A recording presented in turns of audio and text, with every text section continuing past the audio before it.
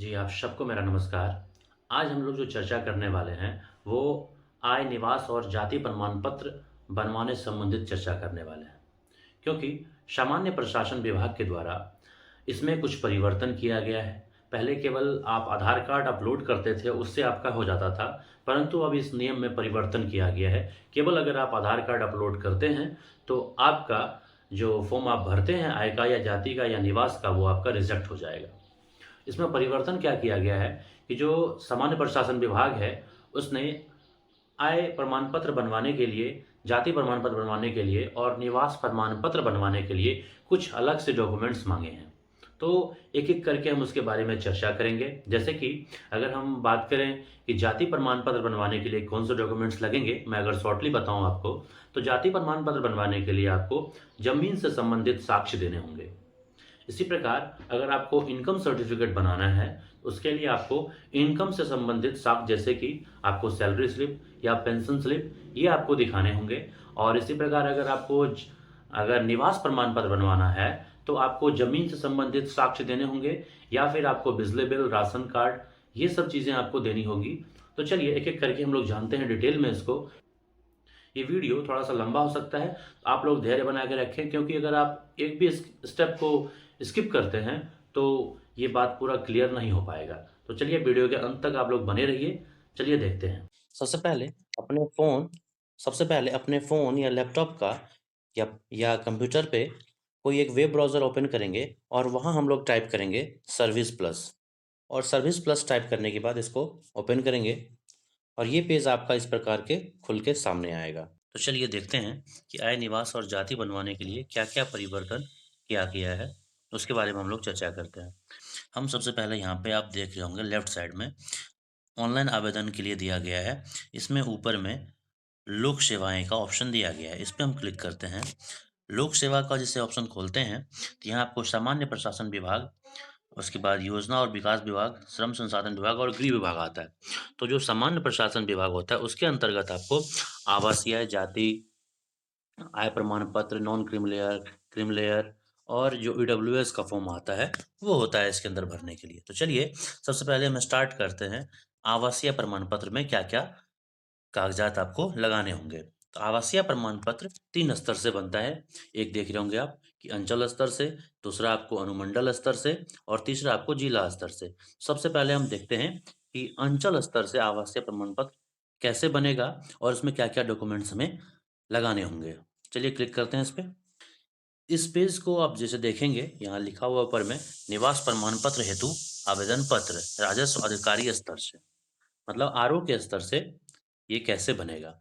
तो फॉर्म का जो डिटेल पहले आपको फ़िल करना था, वैसा ही पूरा का पूरा ये डिटेल्स इसमें दिया गया है। जैसे कि जेंडर, अभिवादन जो भी था, वो पहले वाला ही सारा का सारा इसमें डाटा आपको फ़ीड करना है। बट आगे देखिएगा आप, यहाँ पे आवास प्रमाण पत्र के लिए साक्ष्य हेतु अभिलेख चुनें। यहाँ लिखा गया है, पहले केवल आधार कार्ड अपलोड कर देने से ये बन जाता था, परंतु अब इसमें परिवर्तन किया गया है।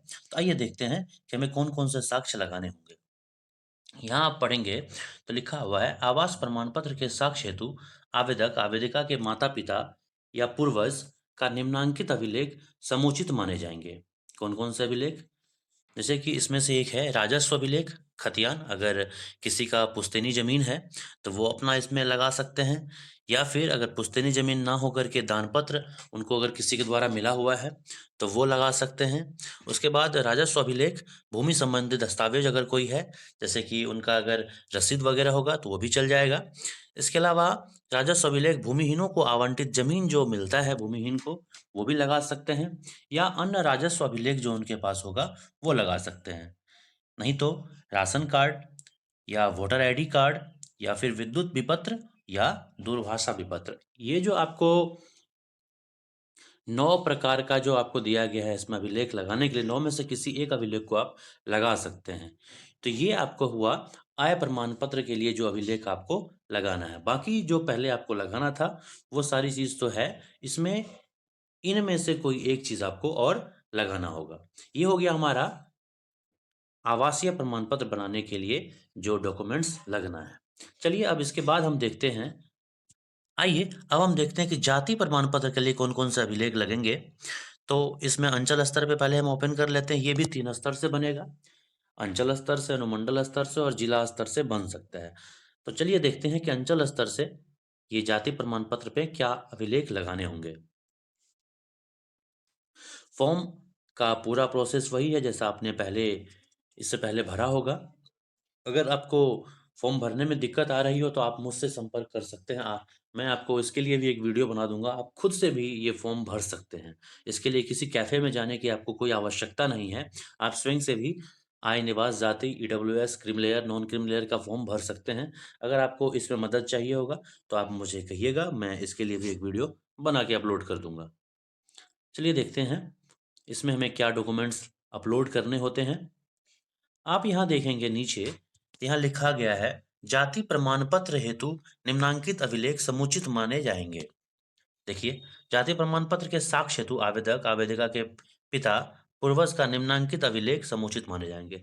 अगर किसी को कास्ट सर्टिफिकेट बनाना है, तो उसके लिए वही जो राजस्व अभिलेख था खतियान, दानपत्र, राजस्व अभिलेख भूमि संबंधी दस्तावेज, राजस्व अभिलेख भूमिहीनों को आवंटित जमीन से संबंधित अभिलेख, अन्य राजस्व अभिलेख और राजस्व अभिलेखों की अनुपलब्धता की स्थिति में स्थल निरीक्षण हेतु आग्रह कर सकते हैं आप ब्लॉक स्तर पे।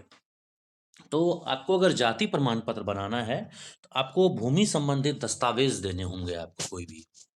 इम्पोर्टेंट बात ये है कि आपको ज़मीन से संबंधित जो दस्तावेज होंगे, वो आपको लगाना होगा, तभी आपका जाति प्रमाण पत्र बन पाएगा। ये 2 चीज़ हो गया, हमने निवास पे चर्चा कर लिया, हमने जाति प्रमाण पत्र के लिए चर्चा कर लिया। अब हम चलते हैं, आय प्रमाण पत्र के लिए कौन-कौन से अभिलेख लगेंगे, उसको देख लेते हैं। यहाँ देखिए, आप देख रहे हैं आय प्रमाण पत्र का निर्गमन, इसका भी 3 स्तर से बनता है। एक अंचल स्तर से, एक अनुमंडल स्तर से और एक जिला स्तर से। चलिए देखते हैं अंचल स्तर से जो आय प्रमाण पत्र बनता है, उसमें हमें क्या-क्या डॉक्यूमेंट्स अपलोड करने पड़ेंगे। स सेम वही है, फॉर्म का सारा डिटेल्स आपका वैसा ही भराएगा, जैसा आपने इससे पहले फॉर्म भरा होगा, वैसा ही सारा डिटेल्स इसमें है। बस जो आपको अटैच करना है, उसमें परिवर्तन किया गया है। तो चलिए देखते हैं। यहाँ देखेंगे आप कि आय प्रमाण पत्र के साक्ष्य हेतु निम्नांकित अभिलेख समुचित माने जाएंगे। देखिए क्या-क्या दिया गया है।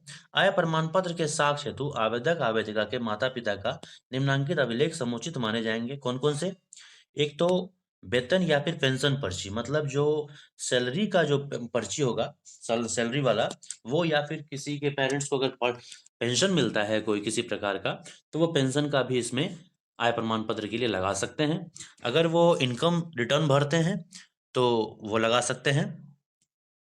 लेकिन ध्यान रखना है, ये जो आपको आय प्रमाण पत्र बनेगा, या तो आपको अपना या फिर आपके माता-पिता का ही होना चाहिए। ये जो वेतन है या आयकर रिटर्न है या अन्य अभिलेख जो आय से संबंधित होगा, वो।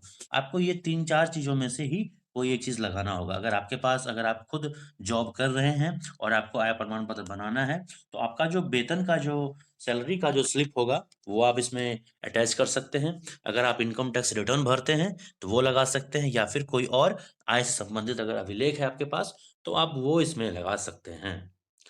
ठीक है, ये हमने देखा कि आय, निवास और जाति प्रमाण पत्र बनवाने के लिए हमें कौन-कौन से डॉक्यूमेंट्स अटैच करने होंगे। अगर आपको इन तीनों में से किसी भी फॉर्म को भरने में कोई दिक्कत आ रही हो, तो आप मुझे ज़रूर बताइएगा, मैं इसके लिए एक वीडियो बना दूँगा। उम्मीद करता हूँ कि आप सबको ये जानकारी अच्छी लगी होगी, और अगर आपको जानकारी अच्छी लगी हो, तो प्लीज़ चैनल को लाइक, शेयर और सब्सक्राइब ज़रूर करें। धन्यवाद।